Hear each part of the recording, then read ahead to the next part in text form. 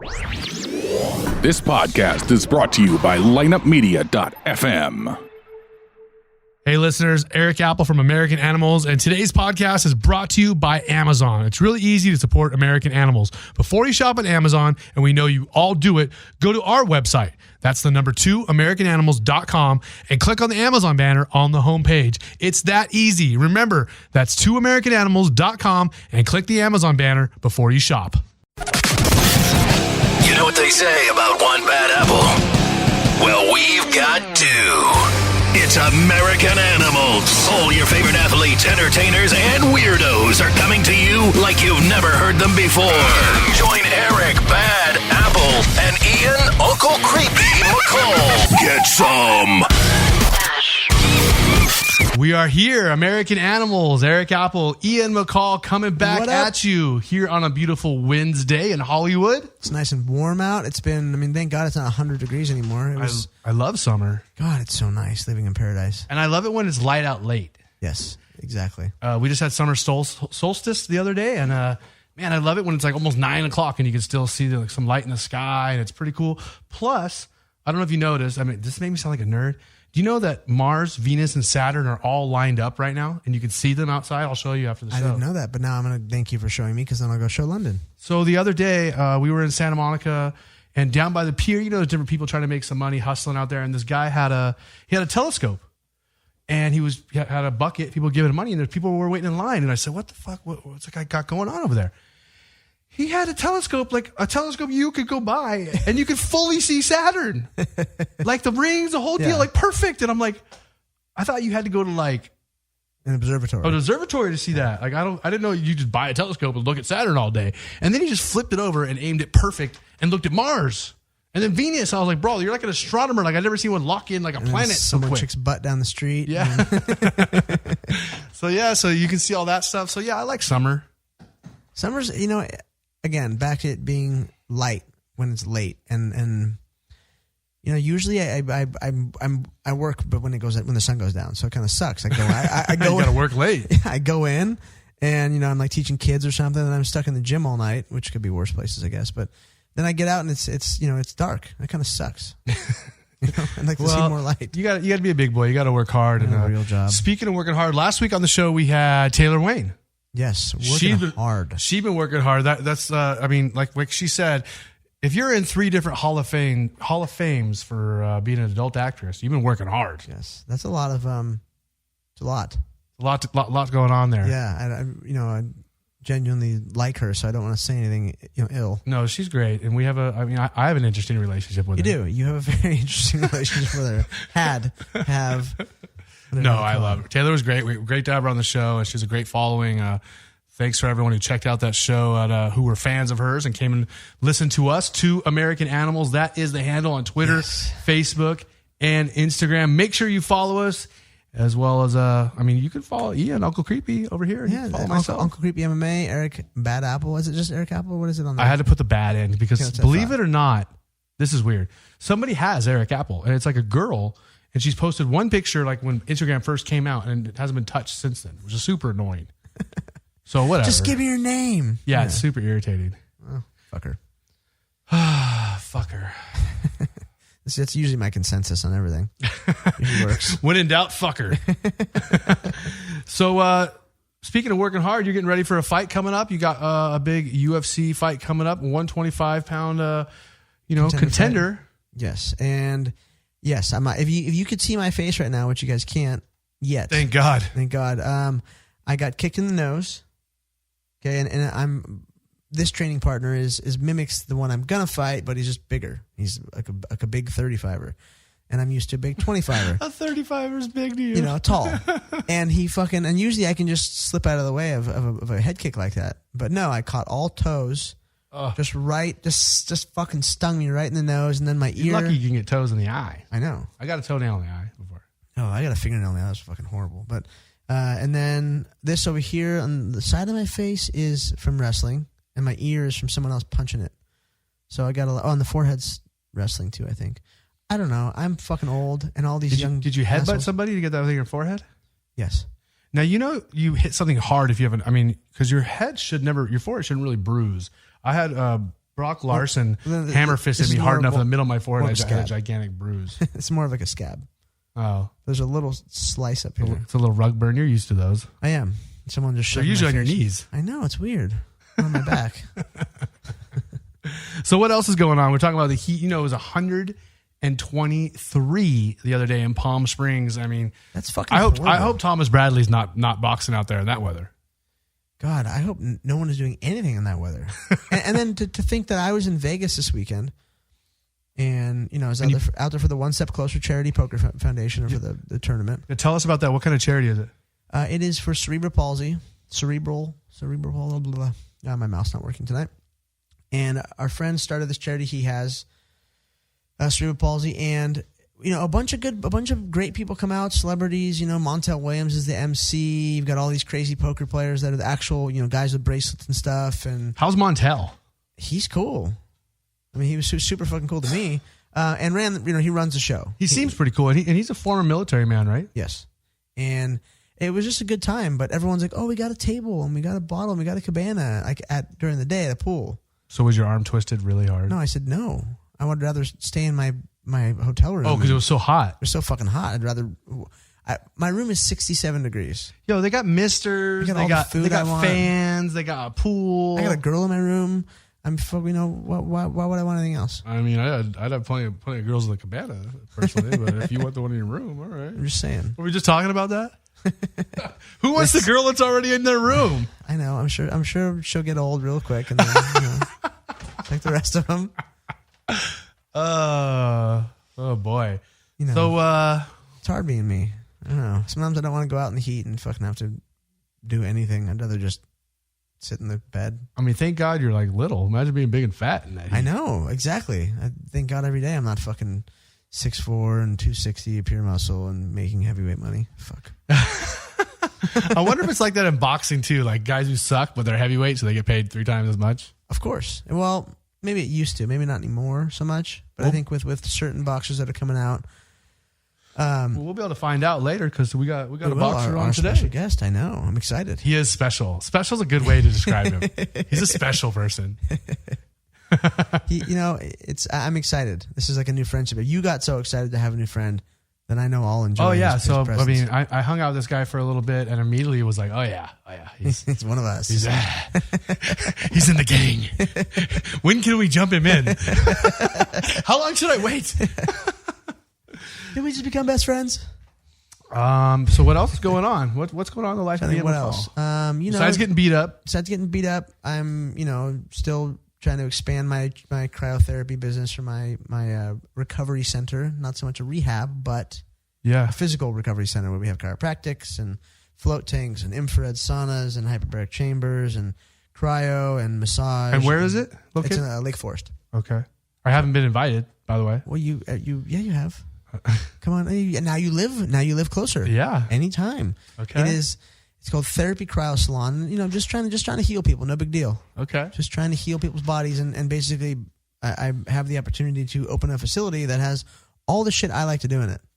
I like to float, and I like to do all this, and I like to. I don't know about all the things you like to do. Yeah, we're gonna have an after party. Do they have sensual massage? Yeah, well, next door does. Oh, okay. There might be everything you like there. Then Yeah, I don't know. It's next to the Vatican, Franco Vescovi's place. Okay. So there's a bunch of crazy tattoo. Man, people I remember around. when Franco wasn't cool and nobody cared about him, and now all these cool Vegas guys and Jesse Waits and Tall, they all think they're best friends of Franco, and I'm like, he did my fucking ribs when I was 20. I think. Yeah, he was And tattooing still hasn't. He finished it. did 80% of my tattoos. Yeah. And I'm like, hey, bro, I'm kind of famous now. Will you tattoo me? Am I cool enough? Yeah, Can I mean, join the club. You know, a guy is like doing pretty well with tattoos if he doesn't he takes no new clients. If I haven't tattooed you before, I'm not tattooing you now. Pretty sure I'm cooler than Tall. So thank God. We are about to introduce you to our guest this week, and man, this is a man who has overcome a lot as a youngster, and yet, man, he's one of the funnest people to hang out with, and he's a champion of the world. That's one of the first things he told my girlfriend at the party the other day, which I love. Say hello to Victor Ortiz. yes, how you doing, man? I'm well, thank you. Yeah. See, This has been big fun intro. just listening to you guys. I'm like, man, they don't even need me. I probably should just be quiet the whole time. just shut the fuck up and sit here. we wanna hear you. You know, tell us your story. We got some things to work on, and you have some things to promote. So why not talk about it? All right, would you like an accent or just do it? Oh, it's so funny you said that because one of my current events is about accents. No way. We'll talk about it later, but we're gonna get that is kind of weird. You know, say, that's crazy, man. Oh goodness. Hey, I can do the. That's goodness gracious. I can do man. I can do the Vato accent. I can call you Chanchito again. The other one, I only knew this guy a day, and he's like, "I'm not training." And I'm like, "Okay, Chancho." Hey, Chancho, come here, follow me. Come You here, go. Chancho. You know what Chancho means? Like little fatty. Yeah, bro, bury your sweat. So tell us, you're here in Southern California, but you're not from here. You grew up in Kansas City, correct? Or in Kansas? I grew up in Kansas, Southwest Kansas, man, a small town. I was born in Liberal, Kansas, grew up in Garden City, Kansas. The last decade's been out of Lawrence, Kansas, though, and Kansas City. Yep. So home of the Jayhawks, you know. Yeah, and I see you got your Royals hat on, and Always. you know that my good friend, his name is Dave Wancia. He's the guy who won over $2 million on the Royals. He put $100,000 on him last year before the season started. Heck He put $100,000 on him at 25-1 before the baseball season started. He won over $2 million. Dude, that's Jesus, beautiful, really? man. That's You amazing. didn't know that? No, Yeah, That's too cool. yeah. Dude, it's a big bet. I could just say this much. I'm like, because I never really bet. So I was like, man, dude, it's Royals time. They're like, you bandwagon jumper. I was like, dude, look at my birth certificate. I was born here. Fuck you. So did you bet on him last year a lot? Well, I'm not really a betting type of guy. I usually think about it like this. Hey, I fight enough in the ring. I bet my I'm taking I enough gamble chances. my damn life Exactly. enough. I was like, nah, I'll just sit back, maybe some lunch or something. Or like, I'll bet you a burrito, bro. Seriously. Why you gotta live the stereotype? Dale, cabrón. Don't be so Mexican. You're from Nebraska. Okay, then I'll be like, bro, I'll bet you an Equi salad. Like from Beverly Hills. Quinoa. A quinoa. Quinoa, power plate. So Victor, tell us about. So I know growing up, you had kind of a rough start. You know, you've talked about this before, so we'll talk about it. I mean, and it seems like this is a common thing with a lot of fighters, as nobody seems to. You never really hear about too many fighters who are like, yeah, I came from a perfect home. My father is a multimillionaire. My mother loves him. I have 3 happy brothers and sisters, and we were all valedictorian, and now I'm a world champion of boxing. See, So it's always the opposite, right? Hey, the Klitschko's are the exception, bro. Are they really? They're the ones. The Klitschko brothers are actually they're doctors. And shit, yeah, their dad was like a high-ranking general or something. I mean, Yeah. I guess I had the beginning of the story down, and then Yeah, I lost it along the way my too. parents got divorced, and Oh, then dang. my life went to shit. Sorry. Yeah, man, that's pretty much. Yeah, it is. That's pretty much the story of every fighter. Well, not even fighter, just every athlete. Yeah. It's like big ones, successful ones. They're like, dude, yeah, man. So your parents supposed to be proud. I'm like, Daddy wasn't there to change my underwear. So, I mean, I'm trying to be sort of serious here. We're all jokesters. That's the thing sometimes with the show. If you do it with somebody you're too good of friends with, Yeah. you can't be serious and get the show done. The thing is, it is a serious note. It is a serious note, but at the same time, it's like I believe a lot of people like myself in my shoes. I tend to hide a lot of my crazy past with a lot of smiling, a lot of laughing. But it works for me. you made it out alive. That's all that matters. Exactly. So, I mean, Yes. So yeah, man, my upbringing wasn't a fun one. I get home to an empty household at 7 years old, fresh from elementary school, and to an empty household, man. Left my brother, my sister, and myself. Younger brother Temo. So empty meaning no parents, or your Yeah, brother and no sister were gone parents. too? No. Because your brothers and sister are older, right? My brother's younger than me. But your sister's older. Yeah, she's older than me. But she was off of work and waiting for me to get home so I could try to babysit the baby, which is no longer a baby. He's like 16 years old and 6'4", and it's like, holy crap. Uh-oh. I remember when you were a fucking baby, man. Right? Dude, it's been insane. But I just, I keep it very positive, or try to. And I mean, I fall still, I'm growing up, but there's still days where I fall flat on my face and I'm like, shit, what the fuck, man? Well, I mean, you know. I would say I'm a person who believes life is relative, and considering some of us where we came from and the situations we were around, for us to be where we are, I think we're doing all right. Yeah, you know what? Yeah, that's true. And you know what? It's not that I fail to see that, but sometimes I'm still caught up in the whole I don't see myself as a big person. I don't. I treat the trash guy, like I treat the custodian, like I treat the janitor, like I treat the freaking doctor, the attorney, the judge. It's all the same people. Hey, how you doing, sir? You doing all right? All right. Hey, what's up, fucker? What's going on? Yeah, good to see you. Oh, yeah, what's up, dude? I fucking heard about you. What's up, bro? What's up? Having a fucking time. They're like, dude, so like, I don't really curse, and then give them 1 shot, 2 shots, 3 shots. You motherfucker, you crazy son of a bitch. Holy shit. I'm like, dude, you're on another level, dude. I don't curse that much. You're pushing it too far. I'm going to meet you there. Okay, that's the line, and you went over it. So, tell me this though: how many Mexicans live in Kansas, dude? Because I grew up with a lot of Mexicans. I'm used to meeting a lot of Mexicans. Are there a lot of Mexicans in Kansas? Well, in Garden City, there's a lot of Latinos. He's got half of one. Well, I mean, so is that no? That's not why they named it Garden City though. I don't know why. Well, it's an agricultural. You didn't get the joke. City. Yeah. The Mexicans live in Garden City. Yeah. Oh yeah. So there really are a lot of Latinos. There's a lot of Latinos there Really? from like Colombians, Venezuelans, and Really? there's Mexicans. Oh yeah. Because without going there, I would think Kansas is a bunch of corn-fed, very plain white people. If you step into like Wichita, up to Manhattan, to Lawrence, to Kansas City area, it changes a little. But there's a lot of Latinos out there because of the fact that there's people that are working in fields out there. There's people that are in the slaughterhouses and stuff. Yeah, and so there's a lot of population is Latinos. And crazy. A lot of those jobs. I mean, it's all over the country. This country's all agriculture. So I mean, they're everywhere doing the jobs that they took our jobs. No, motherfucker, they're doing the jobs that you don't want to do. Exactly, they're doing the fucking hard jobs that people don't want to do. Yeah, exactly. Fucking most hardworking people around. That's true. Just had the house redone, and that's who fixed my entire house. Yeah, I love that movie, A Day Without a Mexican. You see that movie? Oh yeah, it's I comedy. Seen it years ago. Yeah, it's pretty funny. Yeah, it is. But I like Cheech and Chong better. Mexican American, don't get into gang fights. Don't get up early in the morning, or when you do it real slow. You guys Mexican American. Wait, are you guys best friends too? Yes. Simon, Get a beat. What up, Bessie? What you doing? So Mexican American. So how does this is it? See, we like each other too much. We can't do this. So tell me, it either goes to laughs or ass play, and then to laughs. So. Oh yeah, I don't mind. Whatever. Here we go. Whatever. Here we go. Whatever. So tell me, you grew up in Kansas. You're around a lot of Latinos. You kind of came home to an empty house a lot. I know your mom left you guys at a pretty early age. Your dad hung in there for a little while, and then he was gone. And then you ended up being adopted while you're still living in Kansas. No.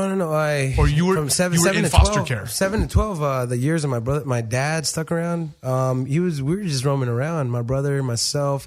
He had his own house. So my brother, myself, and my sister. My sister had a boyfriend, and she had her first child. So she wasn't around much, but she worked a lot. And I remember she used to work at Long John Silver's, so she'd bring us home some Long John Silver's. I was like, hell yeah.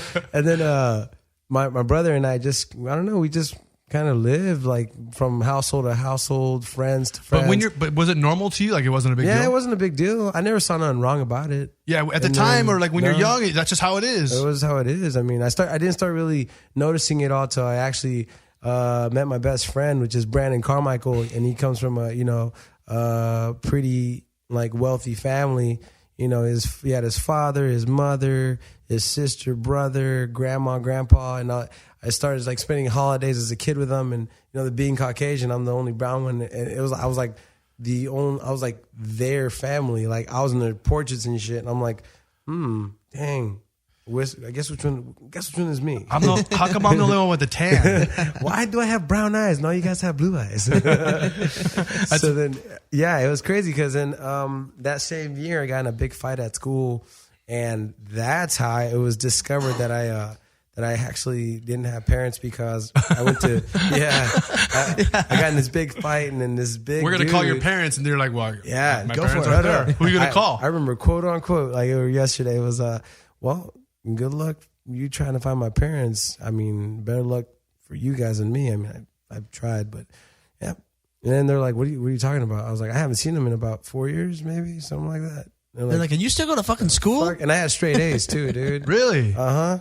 Straight A's. Wow. But the way I dress is all messed up. But I mean, not that it's any better now. What do you mean? but- What do you mean messed up? Like you were dressing like crisscross? No. That's backwards, bro. Mine was just messed up. I didn't have nothing new. You It just was had all like messed you up. just had hand-me-downs. Not even hand-me-downs. Shit, if I found something, I'll put it on. I'll be like, that's right, son. Repoing that shit. Yeah. And it I was like a jacket. So I got made fun of a couple times. All right, dude, you know what? Don't let me see you again, bro. Trust me. You're not going to like it too much. Was there a lot of Latino kids in your school? In my actual school at the time, no. Population ruled was Caucasian. There's probably like maybe 25% Latinos. But a lot of my boys are all Caucasian, man. Did you start boxing out in Kansas? Yeah. Okay. So I was 7 years old when I started. So you started you boxing knew it at by- 7, but at that time, were you in the foster care yet? No. Okay, 7 so you and started 12. boxing before that. Yeah, 7 and 12. And then when that kid, man, I still remember his name. I'm not even going to mention his name. I'll give him too much credit. So he started yapping, and I remember he called me a spick and a wetback and a fucking Mexican. Get the fuck out of this and that. He called. Wait. Were you insulted because he called you Mexican? No, I was insulted because he called me a No, I fucking... know, I'm kidding. You threw Mexican in the end. I'm like, well, you are so, Mexican. What's up so with that? I go, oh yeah, bro. You know what? I'm gonna go back into this after school program, dude. We had cookies in there and shit, and then they gave us a juice after school. So I was like, I couldn't pass that up, dog. And then I got to do You my needed homework. those calories to survive. I gotta do my homework. So I'm like, it's a I win-win get it. situation, bro. Fuck yeah. So I'm sitting there and I'm like, ooh, I'm like, dude, we're on a break now, like 10-minute break. You know what, bro? Do yourself a favor. When I come back outside, you better not be here, man. Seriously, if you are, bro, I got something for it. So you had been boxing for years. At that point. From 7 to 12 And by that time. and you didn't have any amateur fights, but you sparred in the gym. I had 161 amateur fights. So you started doing that. When was your first amateur fight? 7. Wow. I had 3 fights off of record. And did these kids know about that? Probably no, I don't know. No way he did. So I just go like If this. I was 12 years old and I had another dude I was talking shit with him, and I knew he had dozens or 100 amateur boxing fights at that point, I'd be like, "Yo, peace, I'm out of here." Fucking out of here. I'm I out. probably had like 23 fights or something. So I reached in my pocket and I was like, "Hey, bro, I told you don't come when I come back out here. Let me show you my green card, bro." Bam! His teeth just flew everywhere, and then he's like, and I go, "Ooh, now we're gonna talk." And then he tried to run, and I just hit him in the back of his foot, and he hit the other foot. Boom, went face forward, and I was like, "All right, come on, why are you trying to run? I'm just gonna talk to you, man." And then from there, I got arrested, and then I went. You got arrested at 12. Hell yeah! And then I went to You got juvenile. arrested at 12. Dude, I went to juvenile You detention probably got centers. arrested at 12, I would say, too. Dude, No, I got arrested at 15. Oh, okay. dude. Pussy. I know. Oh, that sucked, man. I got arrested, went to juvenile detention centers, and then now they did everything in their power to contact my parents and everything. And they finally got a hold of my father. I remember that. And was he still in Kansas or somewhere else? I have no idea. The dude took like almost a day to get there. And then when he got there, he walked in and did this whole like acting scene type thing. Like He was happy to see you? yeah. Like, oh my God, Beyond I was that, so yeah. worried about Oh my you. God, you found him. Exactly. Yes. I was so worried about you. Dude. You didn't come home yesterday. You're like, Dude, motherfucker, did, what? Did the fuckers call you guys too and tell you about this shit? Dude, they had my ass shackled to one of those little it was like a little wooden freaking like a little bench, and then they had like a little ring on it, it had a chain on it. Yep. And my I I've was been like on one of shackled, those. bro. I know what it's And I had shackles too, and I'm a damn kid. So I was like, and then my dad walks in, and I'm like, and he goes, "Oh my God, you guys found him! Oh, it's so wow. great to see you, mijo. Where you been?" And I'm just like, what the fuck? And then the officer, there's Officer Mike Warren, goes, You knew his name? Remember the Hell officer's yeah, name? I remember all their names, but actually it was Lieutenant. Lieutenant Mike Warren was actually really nice, and he still is. I still keep in contact. Oh, that's cool. Yeah, and then Officer Davis, he felt so bad, man, because when my father walked in, he's like, "Oh, there you are. I haven't seen you in so long." And it's been like a year now, and I'm just like, "The fuck, dude? What's your problem?" And the officer goes, "Oh, don't talk to your dad like that." I was like, "My fucking dad, he's a goddamn Sprint owner." And he goes, Don't speak to your father that way." And then they're gonna release me, and they did release me. But I told them, "You release me to this man today. I'll be back in a few days." And they ended up releasing me to him. But then, dude, leaving that place, man, I remember my dad had me walking in front of him. He goes, "Oh, so you think you're a fucking man, huh? Keep walking. You're gonna get yours when you're in the car." And I go, "Oh fuck." So about a block away from the damn place, this motherfucker leans back. "Oh, Gave you one? Oh, so you think you have balls, huh? Oh, yeah. You putting me on blast in front of all these motherfuckers?" And I go, "No." And he just fucking backhands me. Boom, fucking fist closed, just clink, take one to the face, and I just went down. He jumps on me, whooped my ass pretty bad. Fist closed, and I was like, I couldn't cry because if I would cry, the man would whoop my ass harder. So I just shut the fuck up and just took a beating. So I was like, all right.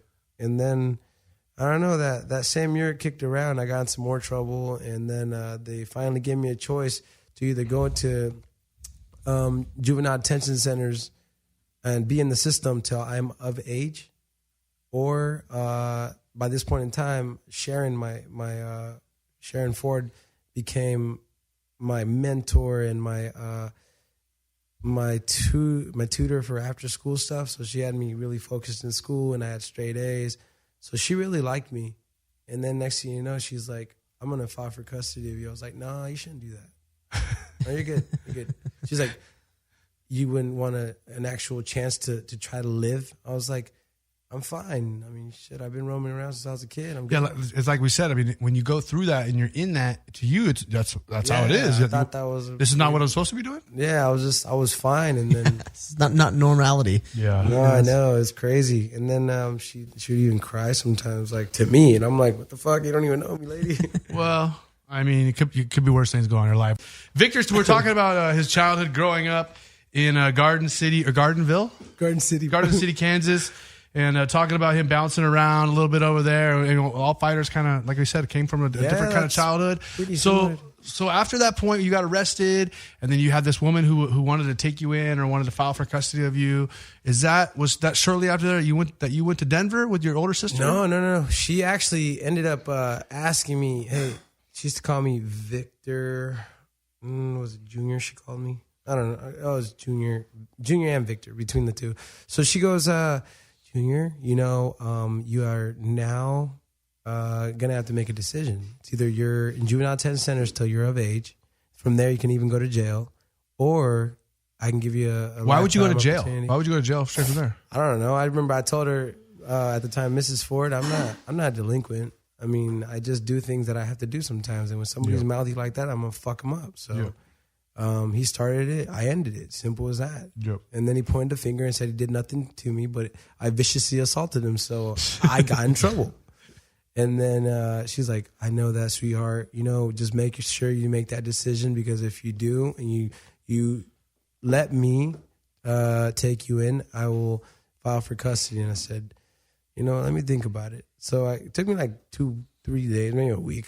She kept asking me, man. What a dick. Like, he's got this woman who's like putting herself out there and offering to take care of you. He's like, well, I don't know, lady. To adopt you and give you a good life. Yeah, dude, it was weird though. For me, I mean, I'm a kid, bro. Yeah. Shit, I was used to my brother and I were used to like not eating days at a time, fucking not having any the haircuts were all fucked up because we didn't have haircuts. What's your excuse now?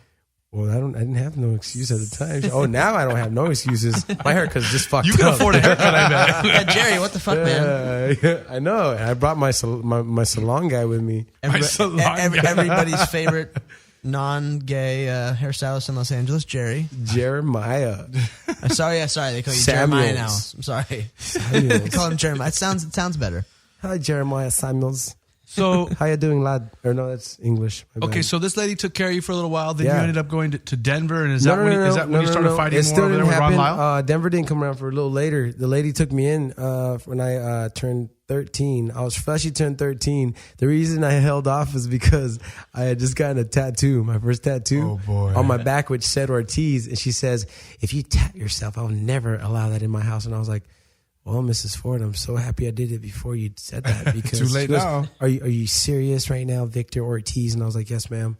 So she goes, what did you get? I showed her my back. She's like, oh, God. I was like, yeah. Sorry. Whoops. When you're 13, you're like, I'm tough. And I was like, yeah. And I was just like, well, I guess I dodged the bullet there. You're not going to want to, take care of me anymore. Well, you thought you got out of it. Yeah, absolutely. She's like, no. I am filing for full custody of you, and I still love you. Yeah.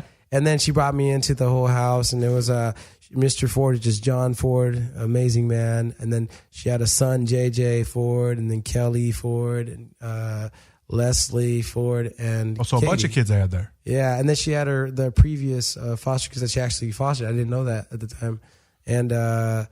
She's Caucasian, bless her heart, and one of her kids was African American, and me, I'm Neapolitan, So I knew. I'm all in one, baby. I'm like Baskin and Robbins, 31 flavors. No, but dude, it was insane, man. Just going through all that time, and then she kept me around for the next 3 years, and then my sister finally calls me one day. I was 16 now.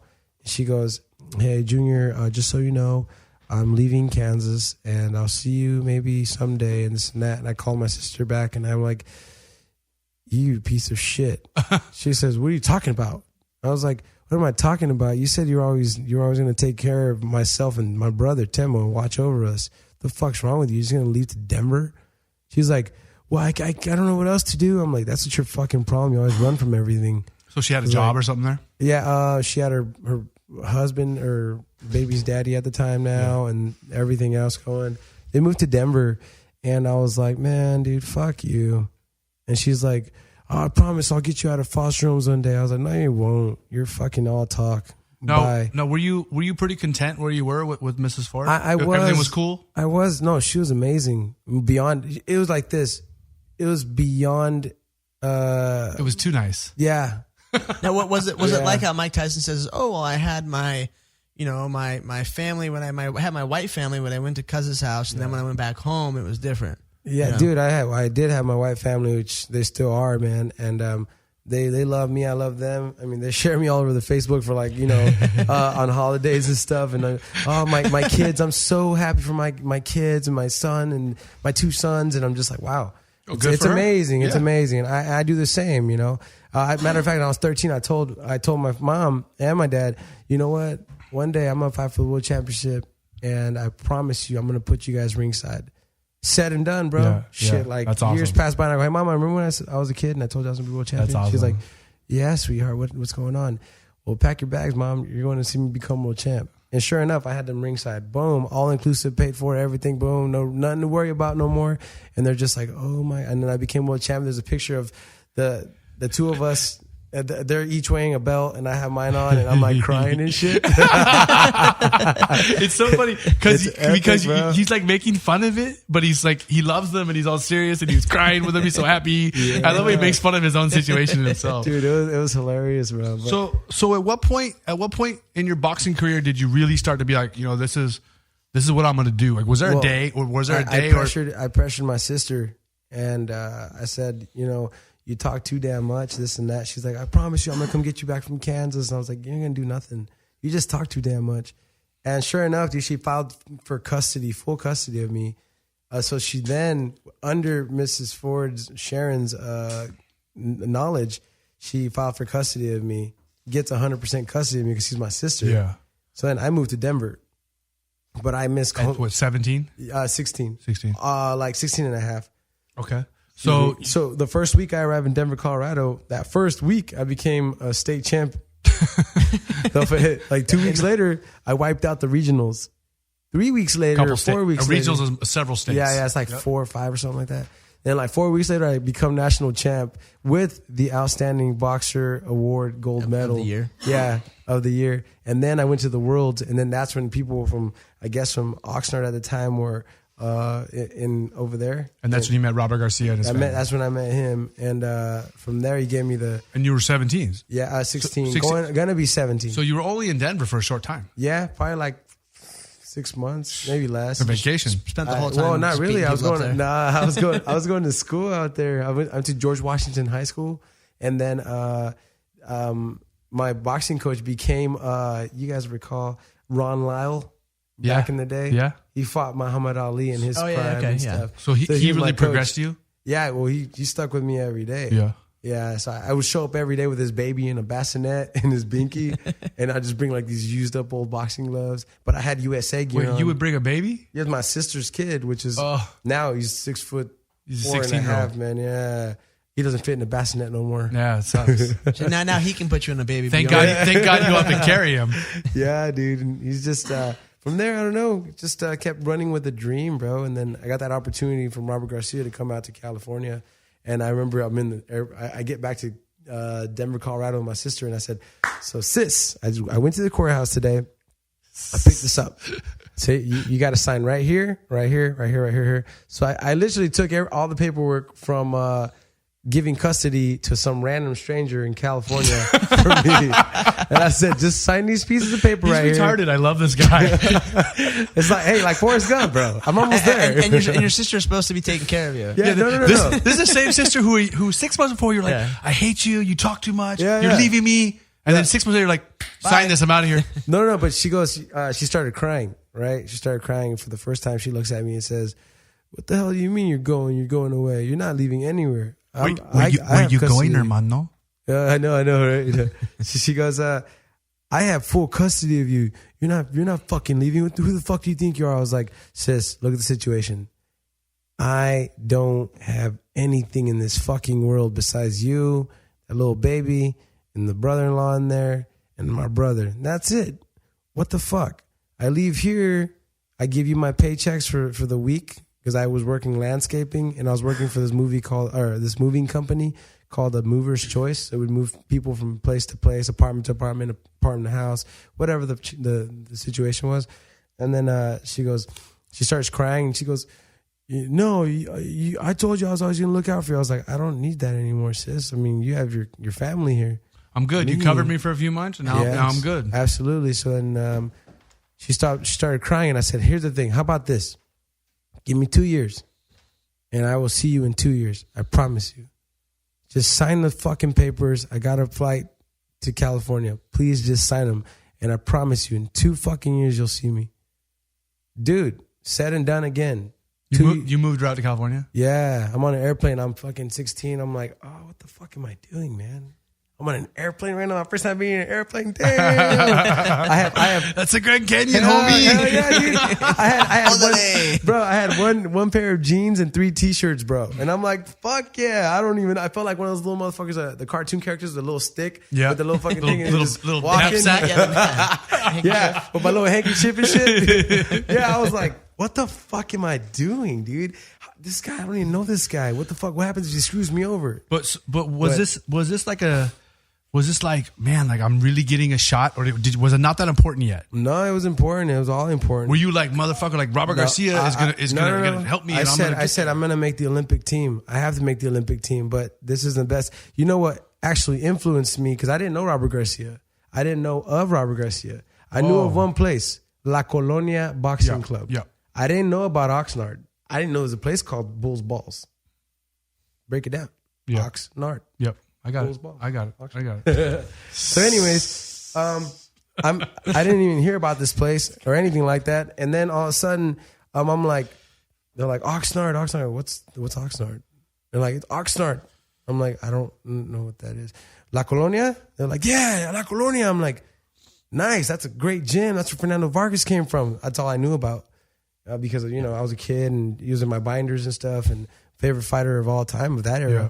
And I was just like, man, is that where you're from? Robert Garcia? And he goes, yeah, man, I fought with Terrible Corrales, Diego Corrales. Uh-huh. And I'm like, you fought Diego Corrales? I'm like, no shit. Yeah, and I fought so-and-so. I'm like, good Lord, dude, you're a beast too. But my interest is Fernando Vargas. If that's for your gym, I'm in, dog. And that's how he got me to come out to Cali. And then next thing you know, I'm just chasing this crazy dream and then disputing for everything else. And then like 2 years later, like I told my sister, I called her, hey, sis, what's up, fool? Well, get your bags ready. I'm pro debuting. Oh, well, yeah, motherfucker, easy for you to say. We don't got no money. I said, oh, no, everything's taken care of. Your flights, your hotel rooms, per diem, and my brother as well, and the babies and your husband. So bring them out. What the fuck, are you serious? I'm like, yeah, it's been 2 years. She goes, I told you, bitch. I told you, bitch. Get your head out of your ass.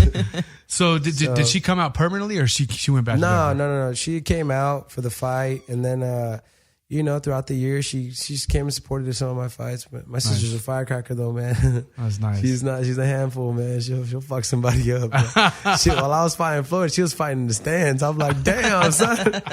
Damn, Daniel. Damn, Daniel. All right, we are here, American Animals, coming to you live from Hollywood, California. Ian McCall, Erik Apple. We heard a whole life story from Victor Ortiz. Now we're going to come back in just a minute and get into what's going on with his pro boxing career and his life now.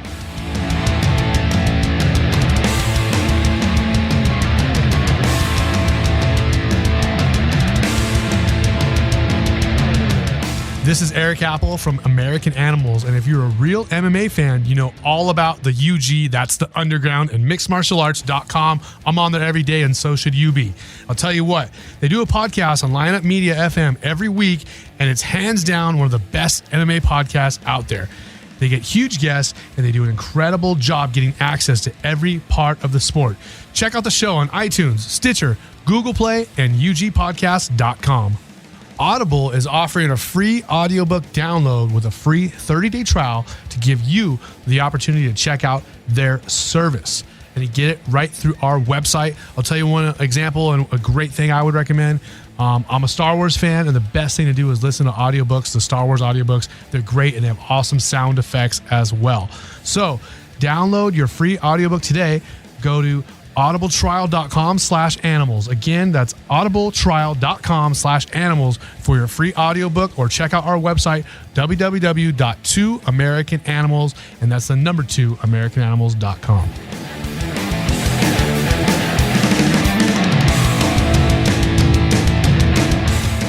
We are back.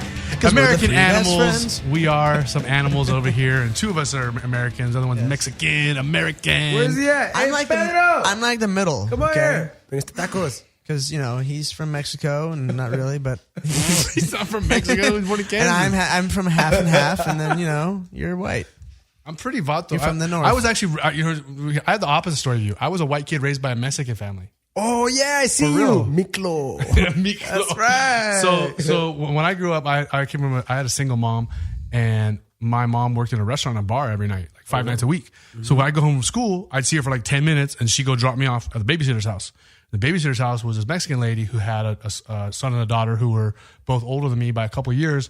So I hung out with like a legit Mexican family. Like we had tortillas and rice and beans, and like we had that was our dinner every night. Like I was like a real Mexican. Like people spoke Spanish in the house. Dude. And they had the velvet paintings, like the black, like the Panthers and stuff. Like it was real Mexicans. Oh damn, that's more Mexican than me, bro. There's felt pictures of Jesus on the walls. Like oh yeah. There was like the cheesy it's so funny too. I know we always get off topic, but you ever notice different cultures have different images of Jesus? Like Jesus looks different depending on where you're from. Yeah, notice that? Mexicans have pretty cheesy looking Jesuses. The funniest one. You remember the Philippines? Jesus is weird looking in the Philippines. Jesus looks like a girl in the Philippines. Every painting of Jesus in the Philippines is he looks like a chick. You're like, what's going on? Like a super feminine Jesus, heroined out rock star. This is funny. What do they call those? Have you seen those models lately? That they're not asexual. I try not to pay attention. They're guys, but then they're like. So I'm watching YouTube. I'm sure who knows how I got into this, and it's like a model walking, and you're like, oh, cute little model butt. Was that like a Zootopia? And then the New Zoolander or whatever, they had that happen, right? They didn't know it was a guy or girl. I haven't seen the new one. Is it good? I didn't see it. It was in the commercial. Oh, of course I didn't see that shit. Either way, and then it turns around and it's a guy, but like very feminine looking features. Oh no! So then you question your sexuality sometimes. And then what are they called? I can't think of what that. There's nothing for you to question. You're gay. You call it confused. It really confused me, man. Confused. Okay, let's get back on track. We are hanging out with Victor Ortiz here on American Animals. Remember to check us out at 2 American Animals on all your social media, Instagram, Facebook, and Twitter. And we just got through Victor's kind of whole upbringing, his childhood, kind of bouncing around and getting into some boxing. So Victor, tell us about once you started becoming a pro boxer and you started having a little bit of money. Well, one question I want to know, how much money did you make your first fight? Dude, I got screwed $500 over, man. $250? Yeah, about that's what I was. I think I got like $300. Yeah, I made got 5 screwed and over. 5. 500 and 500, your first fight? Chris Brennan. Yeah. Businessman. $1,000? Yeah, exactly. And I was 18. Yeah, what a dick. I didn't get $1,000 until like my fourth fight. And I fought in Hawaii, so I got to fly to Hawaii. Oh, did you have to sell any tickets or nothing? No, you used to have to sell tickets to your fights? Nah. Hopefully. So back in the day, if you fought in Southern California, especially in a show called King of the Cage, if you sold tickets, the promoter would just give you half the money of the tickets. Oh, wow. The tickets are $40, $60, $80. That's probably my problem then, because every time they're like, Victor, you got some tickets to sell? Nope.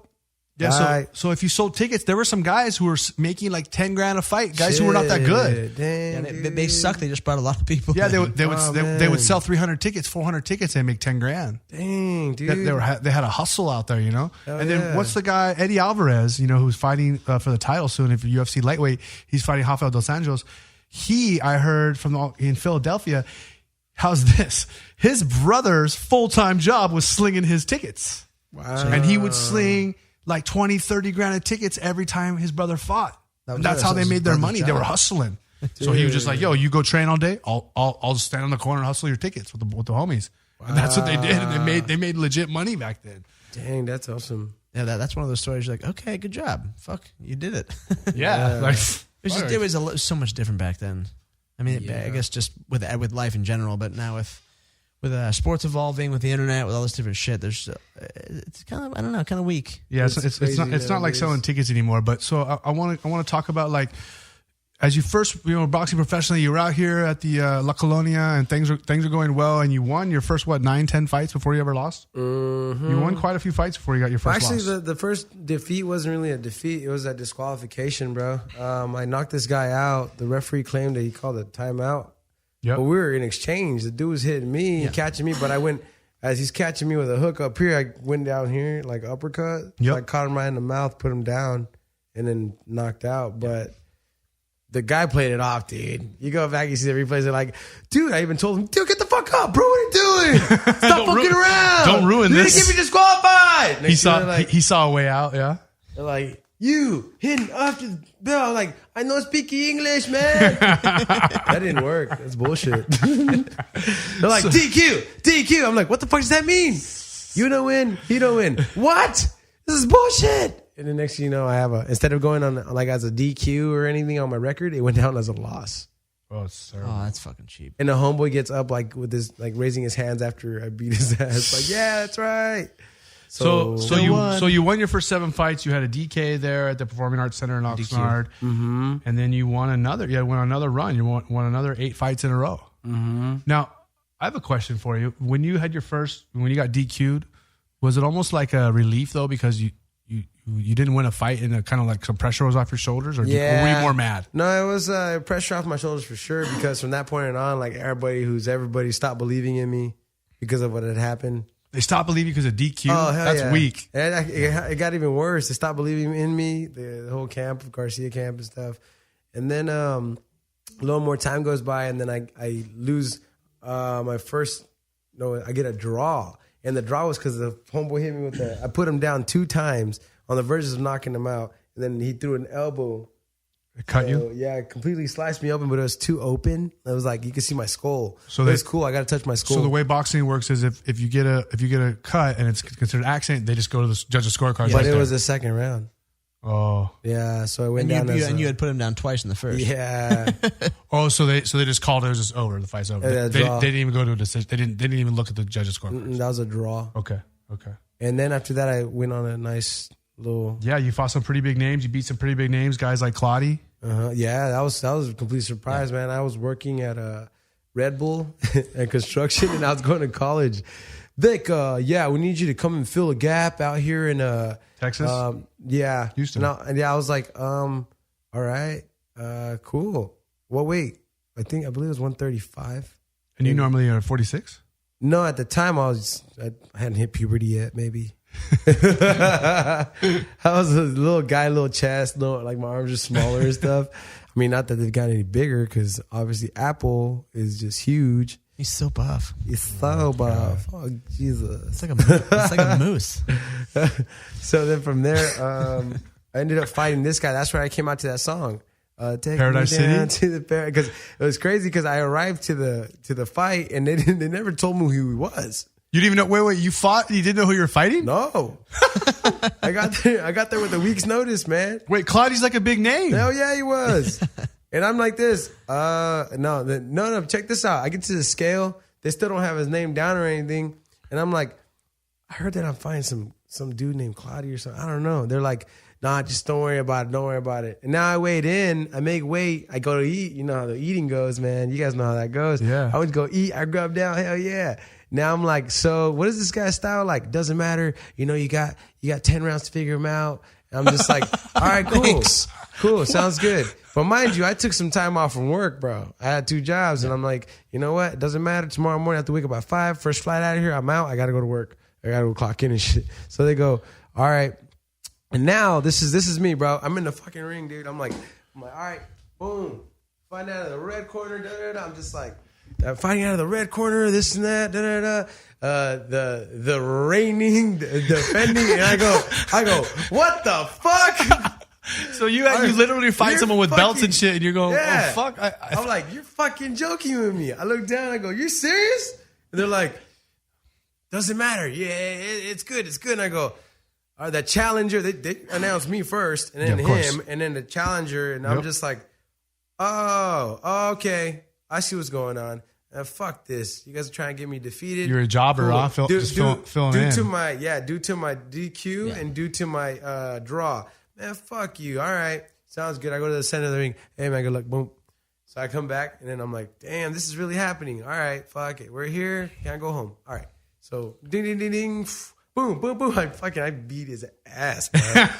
and Claudio's a legit champion. He's still boxing pretty recently. Yeah, bro. So you won a belt that fight and you became a champion? No, not that one. Oh, they didn't even give me a belt. So maybe he was a champion, but they forgot it. But his belt wasn't on the line. Probably not. They probably just forgot to give it to me. It's funny because I've heard about several fighters who were like, I'm not losing. I'm never giving this belt back. I'm not taking it back to the next fight. This one's staying in my house no matter what. Yeah. I hear guys doing that all the time. Yeah, dude. Pretty funny. Bro, so from there, I ended up catching my flight home, and I made it to work on time. Boom. Wait, so you're fighting guys like Claudio and you still had to work a 9 to 5? Yeah, dude. You weren't getting paid enough back then? I was waking up at like 4 so I could go run. I don't get it. You're fighting world champions or former champions. You're not making enough? That's the story behind it, man. I was getting screwed over till 2008. I didn't know that. 2008. And then I did well 2008 to 2011, but even then I was getting screwed, but not as bad because I was actually now, making a living. So it's crazy. Okay. So after that, you won the WVO and NABO light welterweight title from Roberto Orelleta. And then you really taken off. You're fighting all champions. These are all championship fights after that. Some serious big name fighters. Yeah, bro. The thing is, I've never actually turned down people. I'm like, all right, cool. Yeah, sure. What's the weight class? Well, are they right-handed or left-handed? Oh, they're right-handed. Okay. Are they lefty? Okay, cool. So I've never been the type of, I don't know. Go ask so-and-so. I'm just like, fuck it. Make it happen. So you don't really see that nowadays, man. Yeah, at all. So I'm somebody who overanalyzes everything. You're the opposite of me when it comes to that. Like I think about everything. Like I wanna know everything. I don't know. I'm OCD, I guess you might say. I just look to my coaches. Well, first my agent will call me and go, hey, like for my fight I'm fighting in 6 weeks. Hey, you want to fight? Where? South Dakota. No. He goes, no. Okay, let me talk to him. Calls me back. Hey, are you sure you want the fight? I don't want the fight in South Dakota. And then, I talked to my coach, and he goes, I want, because this guy beat a teammate of mine. So my coach is like, I want the fight. And I'm like, whatever. Oh, well, they changed it to Atlanta 2 weeks later. And I was like, fucking sold. The strip clubs are good in Atlanta. Exactly. Dude. I got to figure it out. So maybe I'll have to come. I don't care. It's just a fight. The overanalyzing goes into me training and, watching tape. You putting in work and stuff. Yeah. I don't care who I'm going to. What are you going to do? Beat me up in front of the whole world? It's already happened more than once, so I don't fucking care. Not afraid of it. So you're not analyzing your fights, but I mean, you guys said you're defending belts, you're fighting for championships, and then man, I see some pretty big fights here going on. And what would you say is your biggest fight? Was beating Berto for the WBC title? Was that the biggest one? Yeah, it was probably the biggest fight for me personally. But in the eyes of the world, it's probably against Floyd Mayweather. Well, I'm saying your biggest win, your biggest. Oh, probably biggest win. Or would you say your first belt was the one that mattered most to you? Nah, it was the Berto one, dude. The guy's undefeated. Like he's pound for pound, right behind Floyd, best of all time, and this and that. And here comes a dude that took a week off from work, from Red Bull and construction. Yeah, what do you mean you were working at Red Bull? I was still working, bro. Stuck in shelves. What were you doing at Red Bull? Dude, I was a merchandiser, man. I had my little forklift, grabbing the freaking pallets, loading up my van. I love it. I love this dude's fighting for world championships, driving a forklift. This is dude. amazing. I was going to like the army bases and stuff, and delivering the Red Bulls, stacking up all the refrigerators and stuff. And then I never told my boss this, but it's all good because I don't work for them anymore. So I used to, they used to give us GPS phones. Yeah. So I'd put the GPS in one of the jackets in the refrigerators for just, until I was done surfing and stuff. And then I'd come get it later. Wait, you surf too? Yeah. I got to go surfing with Yeah, you. dude. Oxnard has all kinds of Mexicans that surf. Bobby Martinez is from Bobby's my Oxnard. boy. Oh, yeah? Yeah. That was funny crap, man. How I met him, actually. I was sparring with some dude, putting the hands on him, and I looked to the side, and then I guess Bobby was friends with this other guy, and then next thing you know, I go, I had Bobby Martinez. Remember he had the Mexican flag shorts, kind of? They're like the reefs. Yeah. Were they reefs? Maybe I believe remember. so. So, anyways, he had those shorts, and then I had him on in sparring. I bought him at I believe it was the Buckle. No, Quicksilver or something. It was crazy. And then next thing you know, they're like, I'm like, oh my God, you're fucking Bobby Martinez, bro. Dude, you're like the shit, bro.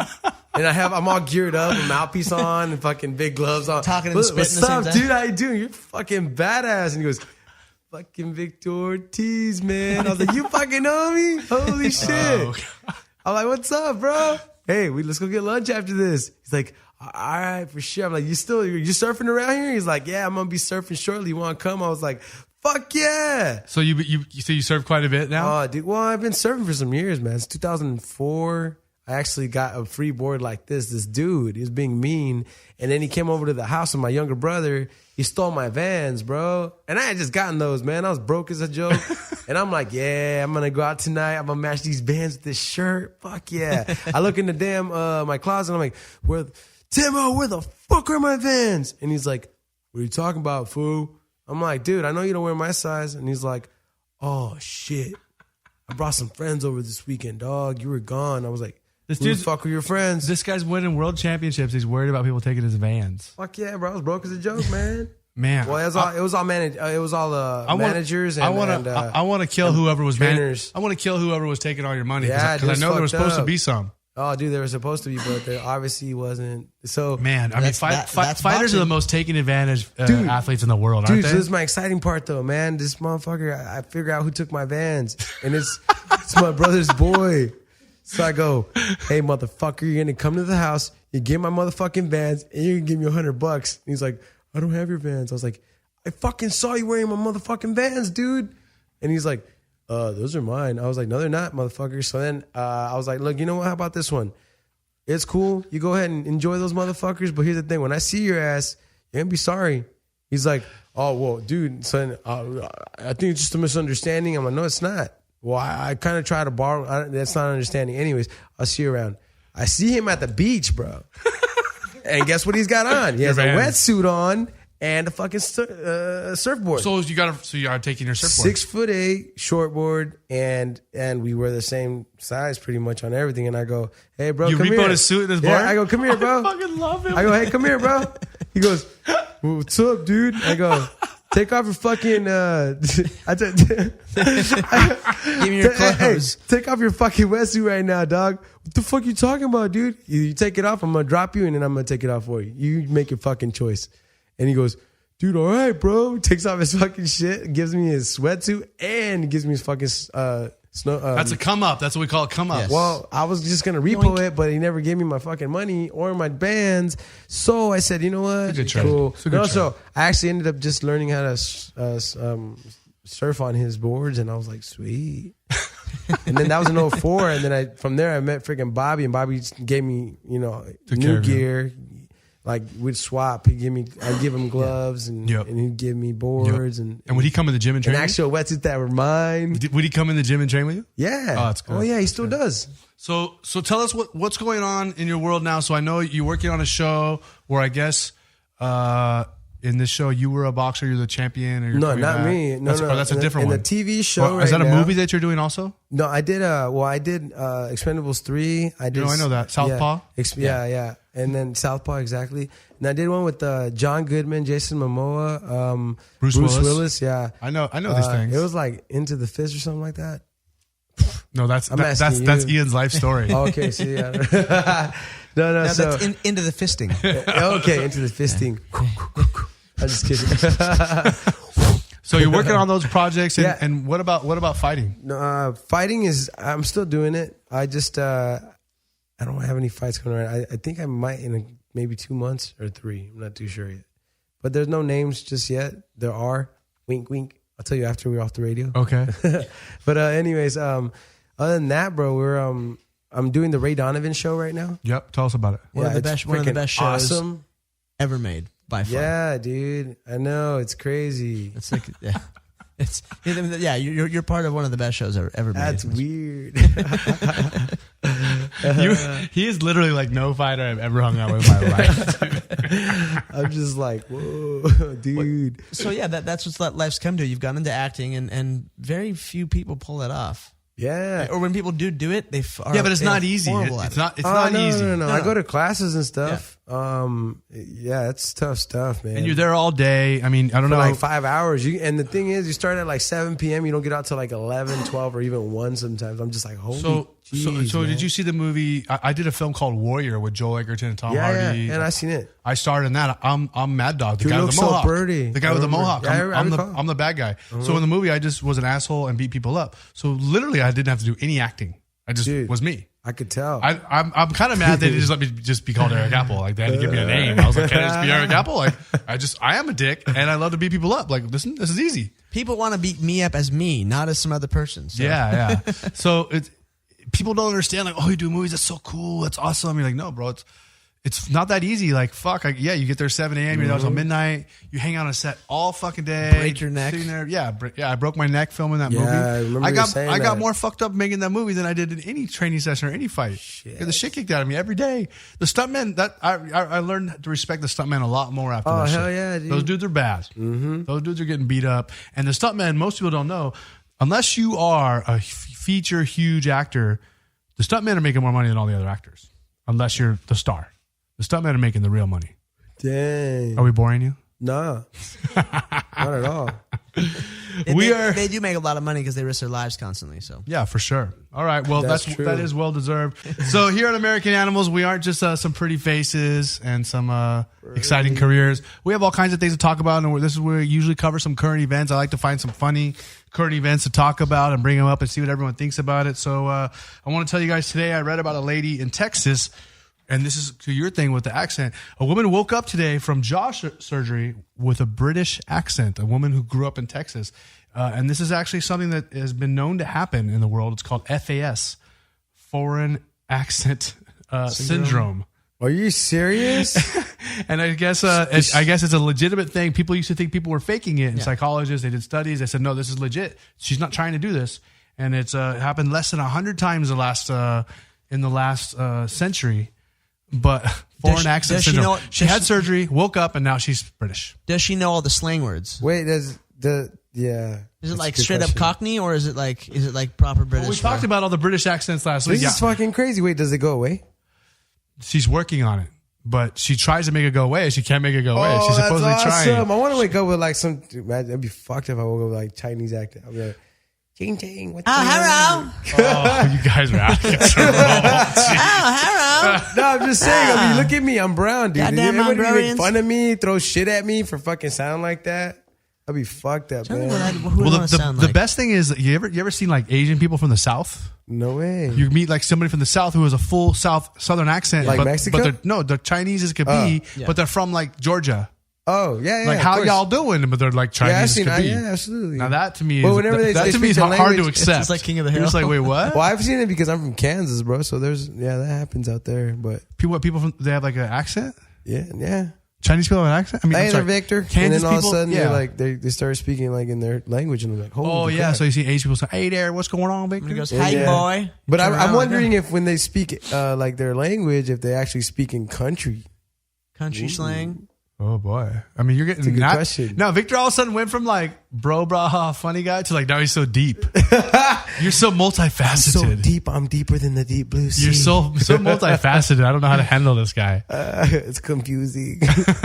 So when you moved from Kansas and Denver to Southern California, did you have a little bit of an accent that people noticed? People made fun of me at school. They make fun of you for your accent or for They call me Kansas because I say Kansas, and not. I don't know how you're supposed to say it, but I say Kansas. Hey, bro. All right, see you later. Yeah, so you fit in Kansas, even though you were Mexican. You guess. fit in with all the white kids. Boy, I tell you what, I don't really know where I fit in nowadays, but we try. Is that Sure as hell. is that really how We sure as hell try. You grew up talking? I would die. I've never talked like that, sir. Never ever. Never have I ever. But if I did, I'd drink Dos Equis, my friend. He is so multifaceted. This guy, Victor Ortiz. He's amazing. Victor, what? Tell us what about your social media? Do we want people following your Twitter, your Instagram, or how can people check you out and see what you're up to? Well, Your my dear Snapchat? friend Apple, let me tell you what I want people to do. Go to Snapchat. It's a great app nowadays. It's quite popular. I've been led to believe. Then they have Twitter, right? 2 different handles on that thing. I believe that's what we call it, handles. Okay, so for Twitter, we have this thing called at Vicious Ortiz. Okay. And then on Snapchat, it's just Victor Ortiz 87, the year I was born. You know, I was made and whatnot. And then you take it down to Instagram, and that's a confusing one right there. It goes ITSVORTIZ. So What is IT? It's V Ortiz, my I'm trying to friend. think what ITS stands Because every for. time I say it's V Ortiz, people say V Ortiz. I'm like, listen here, son, bitch. It's V Ortiz. Okay, V Ortiz. No. Listen again. It's V Ortiz. Okay, V Ortiz. No, Is that like who's on first? bro. And then you go back to the old accent of California, I guess. And then ITS. How do you deal with this guy? Look, she's up there shaking her head. Yeah, like, my girl's whoa. about to wring my neck when we get out of here, but it's okay. Thank He's you. like, just smiles at you like you dumb motherfucker. Yeah. Oh, when we get in the car, ooh, yes, this is for you. Beat you like you're dead. Well, Ian and I can teach you some choke defenses if you're yes, lucky. it's true. Ooh. Yeah, we Look know at now, we she's can- mad. She's like, no, I want to choke him. Ooh. It's so funny because fighters' girlfriends and wives, like I think half the reason they're with us is because they can hit us and then we're not allowed to do anything back. Yeah, I've literally had girlfriends that would sock me in the Girls face, scare me, dude. and then look at me and say, "You're a fighter. You can take it." And I'm like, that doesn't make it okay. Dude, I haven't had a girlfriend in like 8, 9, 10 years. That's probably why. Screw that, man. They scare the crap out of me. I've been hit by a man before. I go, Yeah, sure you have been hit by me? No, I've heard that one before too, man. You should have seen one time's. Oh man, it was like, oh yeah, I've been hit by so and so. I'm just like, huh? I'm like, trust me, sweetheart. That the way that guy probably hit you is probably like a little girl hitting you type stuff. Like, a little I different. would never put my hands on a woman because of the fact It'd that be a big deal. Oh It'd be funny. shit! Yeah, exactly. That'd be rearranging the face and all kinds of craziness. No, Really bad shit happens. no, thank you. Well, I got another one for you. Yes, sir. I got another one. We're going to talk about there's a bikini bandit in the valley. Have you heard about this on the news? Bikini bandit. There's no a way. bikini bandit. There's a Please white share. There's a white lady running around the valley, San Bernardino Valley, who's in her mid-30s, who has robbed multiple houses while wearing a full 2-piece little tiny bikini. Is she hot?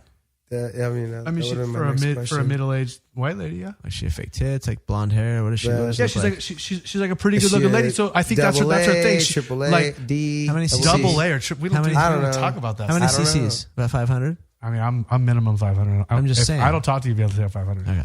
And you know, 5'3". and you know, I've been up to 1500. We should catch this lady. 5'6". So let's go back. So this lady is Okay, robbing yeah. houses, and her whole cover supposedly is that she looks like this nice white lady who belongs to these neighborhoods. So she's walking around the sides, walking in the back of houses, and like finding sliders open and robbing the house. She's done multiple houses. They're on the lookout for her, Dude, And they have pictures of her from people's security cameras and stuff. And she hasn't been caught, and she's robbing all kinds of places in her bikini. That's awesome, man. Props to you, lady. It's kind of funny, right? Props to you, lady. How many dudes have seen the pictures that they put out and text you go, hey, if you let me fuck you, I won't tell the cops.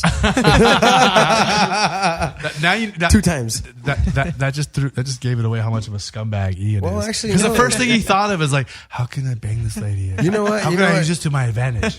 It's funny because I'm sure about 90% of the men are like that. Us men are like that. we just tend to vocalize it more. I'm just your inner conscience. I'm your inner scumbag. we just fight. We fight the good fight, sir. All right. So we'll move on. This is a pretty funny one. This is a Latino one for you. We have the president of Bolivia. I don't know how much you know about Bolivia, but Bolivia, my boys are from Bolivia, I think. Yeah. Oh, well, that was a good story. Yeah, it's just interesting. Movie, You should tell that story again sometime, but not now. dude. Absolutely, man. Whenever. So the president of Bolivia, and I don't know if you know, but the current president of Bolivia is the first non Spanish or European blooded president that Bolivia's had. He's like an Indian, or they call there an Indio. And since he's come into power, they made I know they made the term Indio. You can't say that anymore in Bolivia because it's an insult. Really? Call someone an Indian there. So listen to this. I call my brother that all the time. Listen to this. They are they're changing their calendar, and it is not going to be 2016 in Bolivia anymore. Bullshit. It is going to be 5,524. This is not a joke. So Okay. can you guess where this 5524 comes from? The clothing line. Netflix. Netflix. I don't fucking know. And So you guys are going to die. Ancient aliens. This is hilarious. So 524 years ago, Columbus arrived, 1492, right? I guess. I don't know. So I almost failed in So that history takes class. off 524 years, at least 5,000. The other 5,000 is their approximate guess of how long the indigenous people have been in Bolivia. So based on their approximate roundabout guess of 5,000, They said, hey, this and number Columbus sounds has good. been here 524 years, it's now 5,524 in Bolivia. Are they fucking? What are these jungle dwellers doing? They're in the mountains, not a jungle. They don't give a Most of Bolivia is way up in the mountains in La Paz. And I know a lot about Bolivia because I used to be with Miss Bolivia. I forgot about that. Well, how Remember come? Miss How come your story's cool Miss and mine Bolivia. wasn't? Because I get paid to talk now. Well, you just said a Bolivian story. I was trying to. Wait, okay. I did. I want to go kinda. back to how stupid I Bolivians know are. someone from Bolivia. And I know your ex-girlfriend wasn't the smartest, but I at least had faith in her because she was hot. I know. Some of the she was pretty hot. ones are like She was retarded. really hot. She was hot. Oh, God. You remember what I did? I called her parents and told them her kids are whore. That's nice, bro. That's something I would do. I didn't. It's the fighting in me, I think. I didn't leave a voicemail. I didn't text them. I spoke to them and said, "Wake up! You need to know your child's a whore." That's awesome. We'll man. skip that. That's enough. That's enough. Dude. We'll have that story another She started time. it, bro. I got your back. Don't even trip. So, yeah. So- So they think it's 5,594. But the best thing is that like they are guessing on the 5,000 part. Like we're just gonna round it off to 5,000. Dude, we should guess on something else too. Make it up. I mean, this goes back to the whole thing we talked about, the trophy, the participation trophy generation, and everyone now thinks I'm so important, I'm special, I'm different, so I have to be different, and you have to accept it. This is the whole thing. Like, Yeah. we're gonna make up a whole new year. The rest of the world can go fuck themselves. Like, what? Why? I know. Why would you do? Yeah, that's no. You know that probably the whole country there is probably there's only going to be the two people who changed that whole fucking year are going to be the only two believing that shit because everybody's stuck on 2016. Yeah, no one's gonna like go with it. Like, ain't nobody like on their email date gonna have like change their Google Gmail thing. Like, make sure it changes to 52524. I don't think Google's going along with that one. What about you? No, I don't think so. I mean, people in general around the entire world have gotten real up their own ass with all this stuff, and it's getting kind of frustrating. Oh, it's ridiculous wow. how people think. We talk about this all the time. How important everyone thinks they are, and how everyone else in the world has to adjust to them because I'm special and different. Yeah. That kind of shit drives me nuts. Yeah. Like, just I agree. It's like those people who go to the restaurant. I've always seems like every girlfriend I ever had does this. She can't just order food. She has to order it, but it can't have this. And can you put this on instead? It's like, just order something off the menu. Leave it as it is. Can't you just find something you like?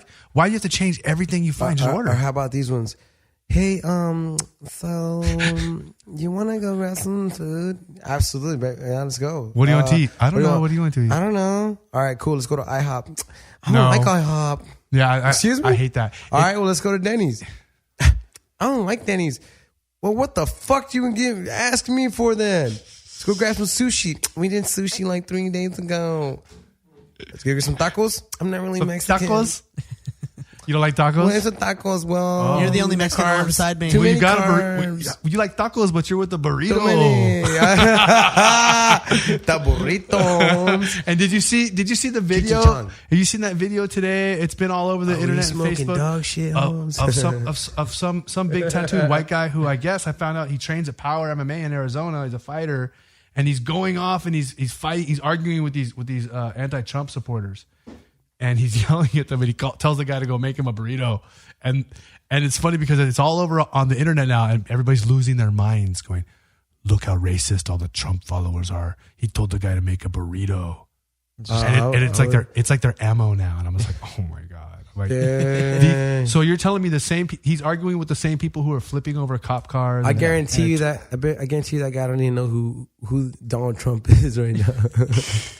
But I just think it's crazy. Like everyone's losing their minds over it. It's like there's like, dude, people overthink too much bullshit nowadays, man. Yeah, exactly. You can flip over a cop car. Yeah, there's people flipping over cop cars and attacking. Because, like, listen, I'm not a big fan of Trump. I haven't been. I don't think he's the greatest thing in the world, but I think I'd rather have him than Hillary Clinton. But the point I'm making is, it's crazy to see this one guy is arguing back with these protesters, and he tells one to go make him a burrito, and they lose their mind and say, "Oh my God, they're all Nazis, they're all crazy."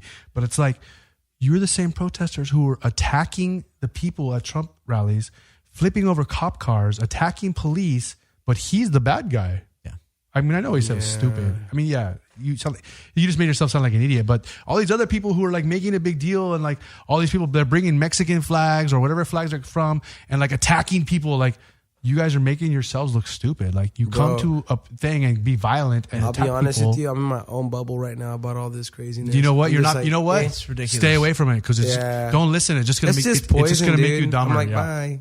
It really is. It's like that. Remember the was it Happy Gilmore? Remember the teacher, the dog or whatever, told the story about the teacher and the dog or whatever, and he's like, everybody who's in this room has just become dumber. Yeah, listening to you. I quote that all the time. You know, he says, not only are you wrong, but everyone in this room is now dumber for listening to you. I award you no points, and may God have mercy on your soul. Yes, that's what I feel like with this whole fucking election. Come on. Yeah, it's pretty bad. It seems you hear like that was a New York accent. It seems like the kind of thing where honestly, especially if Trump wins, the government's going to sit back and go, we got you. Never mind. We were just kidding. There's no more president ever again because this shit happens. Oh, well, I guarantee what's going to happen right now. Motherfuckers, anything. I guarantee Someone's right now. Gonna get fired. What's going to happen is whether Trump wins or not, they're going to change the laws so somebody can't just go from never being in the government to being a president. They're going to. I guarantee they will make one of the requirements that you had to have been a governor or a senator or a congressman or at least something before you just went from nothing to president. Yeah, they're going to change that rule. I guarantee it. Of course, because if you have enough money. Hey, you lost me at hello. You had me at hello. Well, you lost me at hello. Okay, sorry. Okay, let me start over. Hola. Hola, papi. You're speaking crazy over there. Chanchito, escúcheme. So don't listen to that stuff and don't pay attention because it is just going to make you dumber. It's just going to make you irritated because, man, the way this election is going and people on each side fighting over it is just crazy to me.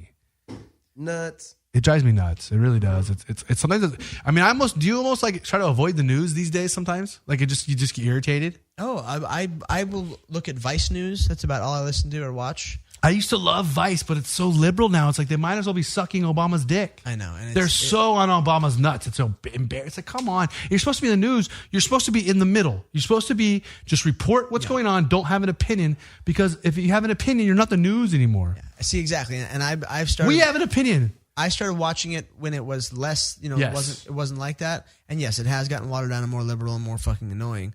And that sucks. But I don't know. With this all the new stuff going on, I don't watch much. I mean, the one politician I do like is Gary Johnson. Yeah, you talked about that. Dude, I watched Space Jam this morning.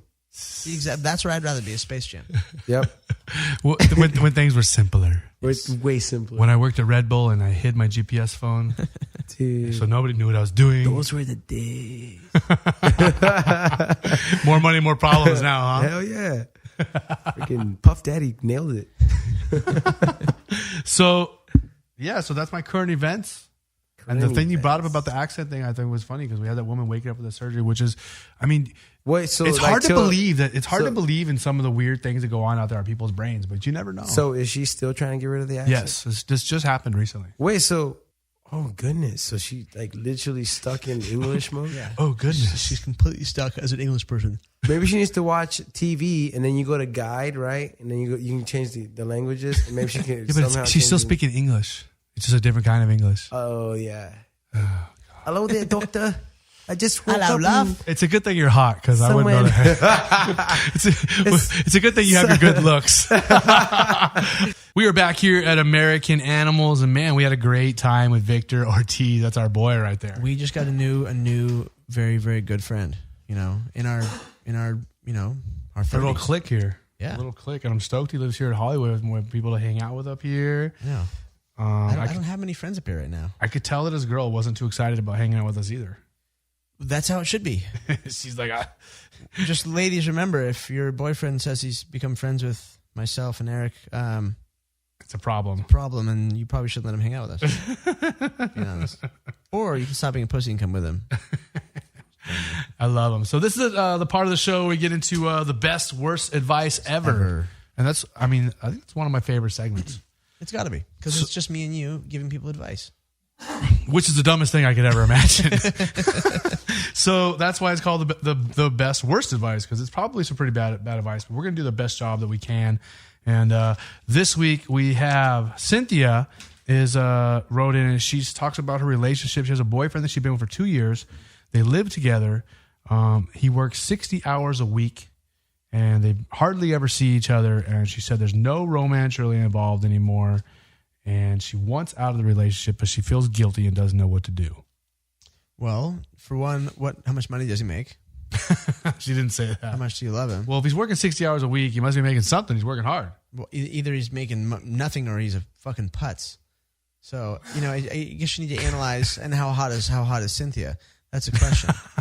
Is she Miss Bolivia hot, or is she, is she like a guy that has to work 60 hours a week at McDonald's and Wendy's at the same time? That kind of hot. I don't know. It's hard to really think, but I would say, well, yeah, your man should be, if he's working that much, he should be bringing some more money, and you should be more satisfied at home. But then again, I'm a man. Yeah. Sorry if I'm good at doing things. So what I'm thinking is this, Cynthia. If there's no romance there and you don't want to be there, then why are you there? Yeah, look, it's one thing to be loyal and to owe, you feel like you owe something to this person who helped you or took care of you, or maybe, I don't know, maybe you're working too. But the point is there is such thing as loyalty, and that's something I believe in very much. But if you're not happy and you're not going to be happy, then you're wasting everyone's time, and that's the biggest insult, right? Well, it is. It's the biggest insult, because if you and this person are trying to build a life together, and even if he's not going to be stoked about it at first, it's the fact that you're going to go, hey, listen, let's start out here, because I'm unhappy with A, B, and C, and if A, B, and C don't change, then I'm leaving. And you don't have to say it in a mean way, but say, this is just how I feel, and I have to get this stuff off of my chest. Otherwise, I'm going to be miserable, and this thing's just going to completely explode. So tell me this: are you one of those people who, when a relationship ends, no matter how it ends, is the biggest part of it like, hey, I invested so much time into this, and it's not working, and fuck. Like, for me, that's one thing that's like that almost like I'll stay in a shitty situation. Even if I'm not happy, but it's like, man, I invested so much effort and time into this that I don't want to just fucking give up, because I'm the kind of person I hate giving up. I hate failing at anything. Yeah, well, having the competitive nature that we have, it's hard to give up on something that you put so much quality time into. Having a relationship with somebody, and you're intimate, they know all your secrets, or they know most of them at least, or if they know all our secrets, they're not going to be with us.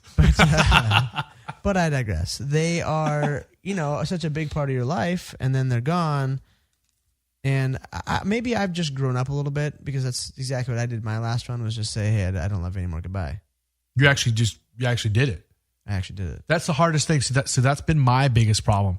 And Cynthia, she might just have to say that to her man. My biggest problem in relationships all my life, since I was 13 years old with girlfriends, if I don't like a girl, I can't just tell her, hey, like, this isn't working out, so let's just go on our way. Like, you're a great person. I'm the kind of person who I will do something bad and make her hate me, so that'll make her go away. Or I'll just won't be responsive until she hates me and goes away. Or I'll just straight cheat on her, like make it blatant. So she goes away. I might have done that, but that was after. I've heard of that happening. That was after the fact of me just, when someone won't let you break up with them. Yeah, one of those things.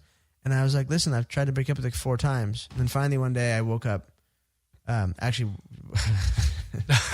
someone goes, because we were both, taken at the time.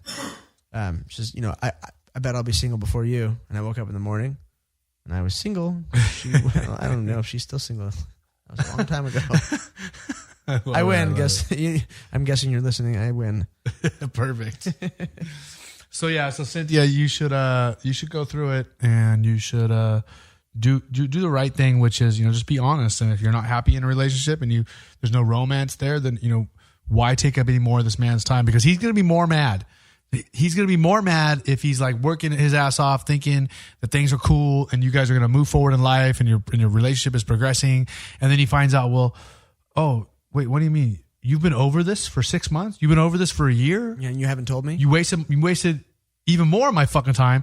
I could have been finding someone else or with someone else for the last 6 months or a year, and I could have been happy with them. And you fucking took that away from me too.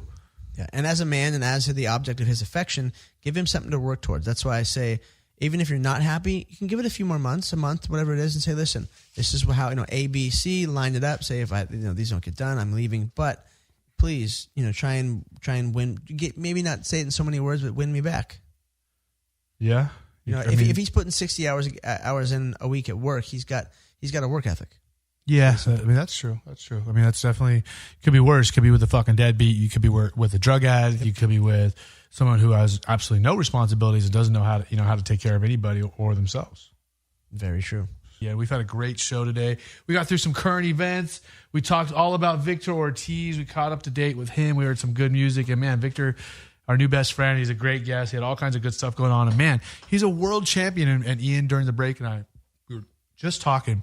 I can't believe that somebody who had world championships was working at Red Bull. Someone was really taking advantage of him. Yeah, and he, from the upbringing that he had to things like that, that's how the guy's been through a lot in his life, and he still came out on top. Yeah, it's pretty crazy. And congratulations to him. And it just shows that there's people have some fortitude and some tenacity. Sort of like some of our other guests. Like Erik all day. That guy has some fortitude and tenacity as well. But this is the time where we get to the end of the show. We like to have a little celebrity call out, and it's all fun and games to us. It's not a big deal. So don't bother going to complain to anybody because nobody cares. We don't care if you don't like it. And since we had a world champion boxer on today, I thought that we would talk about another boxer who I think needs to be called out, and that is Adrian Broner. Are you familiar with him, Ian? Yes, I am. I've never been a fan. Just always seemed like a dick and always really played up the whole Floyd thing, and Floyd didn't seem to like him either. So, and no one really likes Floyd. So, Floyd's a good dude. We talked about this the other day. Floyd is an awesome guy. It's just his image is it's not real. Yeah, exactly. But listen, Floyd was not getting paid millions and millions and millions of dollars when he was Pretty Boy Floyd. Yeah. When he became Money Mayweather, he was making $5, $10 million, $20 million, $100 million a fight. Yes. So he's smarter than we are. But see, the thing is, and you got to get up to Floyd, but. He made something that was this mythical creature that is him and his attitude and his entourage and all this stuff. But then you got all the rest of the motherfuckers like Broner behind him that are thinking it's okay to act that way. So Broner is a guy who came up under Floyd, I believe, in Mayweather Promotions and was fighting under him and training with him. And he is a badass. He's a great boxer. And then he came on the scene and he had his own thing. Instead of being a millionaire like Floyd, he was about billions. Adrian Broner, AB, about billions, which is just ridiculous because I doubt he's even ever made $100 million to fight. I'm sure he hasn't made $100 million to fight like Floyd has, let alone billions. So I don't know what that nickname is. But Adrian Broner is one of the top boxers in the world. He's a 4-division world champion. So he's made millions and millions of dollars. However, this guy can't stay out of trouble, Ian. This guy is from Hamilton County, went back home. He's had more than one arrest in the last 2 years or so for drunk driving or reckless driving. And just 2 months ago, he spent 10 days in jail for driving like an idiot. And this is like another John Jones situation. It's like, bro, you make millions of dollars. Yeah, just fucking pay someone to drive you. Don't be an idiot. But so that's just how it is. Some people are just inherently shitty. They're great fighters, great athletes, great artists, but they're just shitty people. And it's like, yo, you're a great boxer and you get big checks to fight, and you still can't hold your shit together. So now let's get into the bigger problem here. Broner is also currently on bail because he was arrested another time in April for assault and battery stemming from allegations that he beat up and robbed a man at a bowling alley, and they were playing like craps or dice together, and the dude won a bunch of money, and Broner said, I'm not losing, You're not taking them when I give it back. And pulled his gun out. Yeah, and then you're a then world class sucker punched boxer, him. and you decide to fucking. You lost the dice, and you the dude won your money, and you couldn't handle it, and you pulled a gun out and beat him up and shit. Yeah, you had you couldn't just beat the dude up with your hands. You had to use you had to pistol whip him. Does that make you feel like a man? I can't believe this guy. Now I will say, he is funny as fuck. Did you see when he did the thing where he won the fight, and then he had his girlfriend in the ring, and he brought her in the ring, and he got on his knees, and he was doing he pretended he was going to ask her to marry him, and he did the whole, it was live TV with Max Kellerman and everyone there. In the middle of the interview, he got on his knees, go, baby, this is the right time. I have to ask you something. And then he, instead of pulling out a ring, he pulled out like a pick or a brush and said, can you brush my hair? Because he was on his knee in front of her. So it's, yeah. You never seen that shit? No, I haven't. Oh, it was amazing. It was amazing. I can't believe you never seen it. So it's he is pretty funny, but his whole little pretend fight with Floyd, trying to talk shit on Floyd. He wants Floyd to come out of retirement for him. It's like, dude, you're not a big enough name. Floyd don't care. And you've lost to certain people that, like Maidana fucked him up. Yeah, he just lost not too long ago, right? And he lost again to somebody else. Yeah, so he's not doing so well. He just lost to Sean Porter. Yeah. Man, he's fought a lot though. He fights pretty often. And he's fighting on the new NBC thing, right? He's a badass. He's good. He's a really, really, really good boxer. He just has kind of plateaued, I guess. The competition's caught up or past him. He lost his light welterweight title to Ashley Theophane. He got TKO'd in the 9th round, and that was just in April. That was April 1st. Yeah. April Fool's Day. Wow, how fitting. He lost his title on April Fool's Day. He lost his title, and then that same month, he got arrested for assault battery and a second, drunk driving or reckless driving charge. That guy had a rough April. Wonderful guy. That guy was like, fuck April. I don't like that month. And before that, he lost to Sean Porter. But yeah, he beat some good dudes. Emmanuel Taylor, Carlos Molina. He lost to Marcus Modana. That was a unanimous decision. And man, I can't believe these guys are making all this money. But I mean, what do they say? You can take the boy out of the hood. You can't take the hood out of the boy. Blah, blah, blah, blah, blah. Yeah, I mean, come on. It's an excuse. It's an excuse for people to be ignorant. That's all it is. Get it together. I mean, it's like John Jones. John Jones is the best fighter, the best light heavyweight possibly ever. Yeah.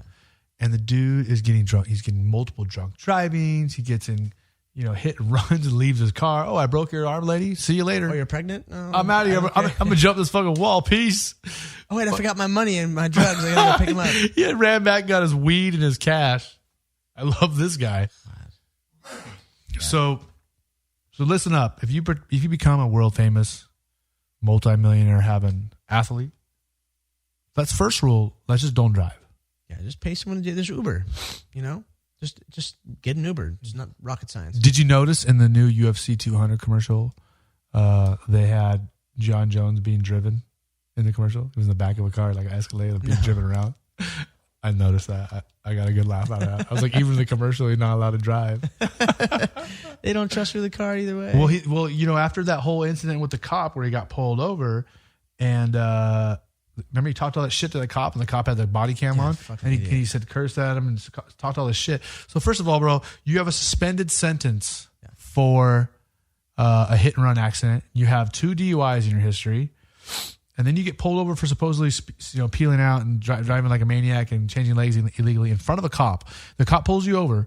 So you have a history of, you have multiple times where you suck at driving, bro. You've had multiple accidents.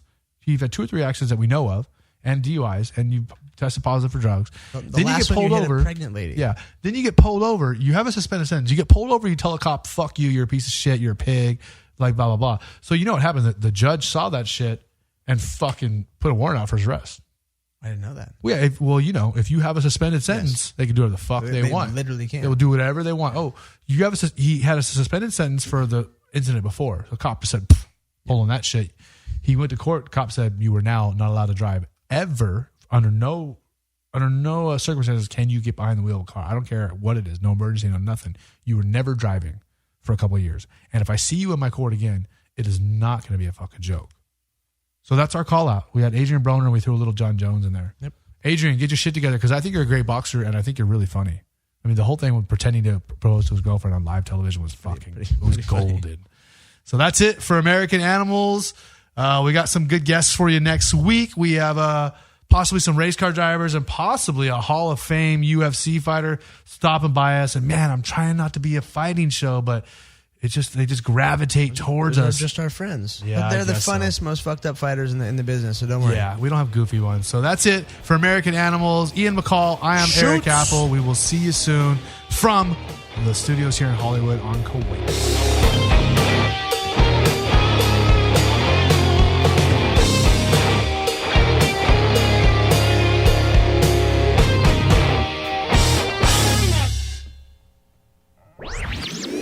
This podcast was a presentation of lightupmedia.fm.